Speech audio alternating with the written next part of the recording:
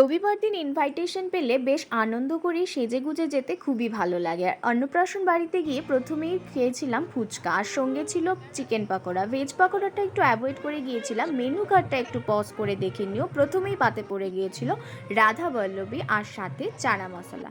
খেতে ভীষণ ভালো লাগছিল। আর তোমাদের একটু স্টাফিংটা দেখিয়ে দিচ্ছি, স্টাফিংটা কিন্তু অসম্ভব ছিল।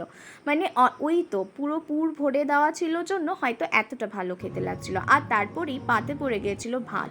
ভাতের সঙ্গে ছিল ভেজ ডাল আর আলুর চিপস। লেবু চিপে ভেজ ডালের সঙ্গে আলুর চিপস খেতে কিন্তু বেশ ভালো লাগছিল। তবে হ্যাঁ, তারপরেই যে পড়েছিল আলু চিংড়ি, খেতে বেশ ভালো হয়েছিল। আর মশলাটাও ভীষণ, গ্রেভিটাও অসম্ভব ভালো ছিল। আর তারপরেই ছিল একটা জাম্বো সাইজের আর মাছ।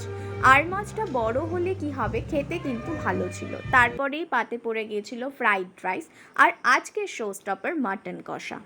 মাটনটা মুখে দিতেই যেন মেল্ট হয়ে যাচ্ছিল। আর মাটনটা কতবার নিয়েছি তা কিন্তু তোমাদের গুণে ঠিক বলতে পারবো না। তবে হ্যাঁ, দিতে দিতে যেন সার্ভিসিংয়ের দাদাটাই যেন অতিষ্ঠ হয়ে গেল। তবে হ্যাঁ, মাটন নেওয়া কিন্তু আমি ছাড়িনি, অনেকবারই মাটন নিয়েছি।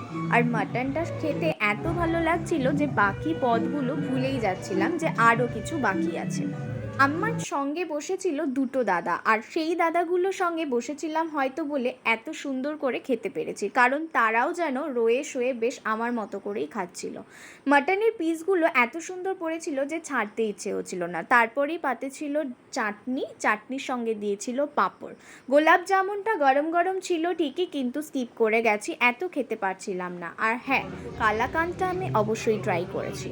এরপর মোটামুটি সব আইটেম শেষ হওয়ার পর চলে আসলো কর্নেটোর একটা আইসক্রিম ভাডিলালের। এডিট করতে করতে যেন এখনও জিভে জল চলে আসছে। কেমন লাগলো ব্লগটা অবশ্যই কমেন্টে জানিও। Tata, by.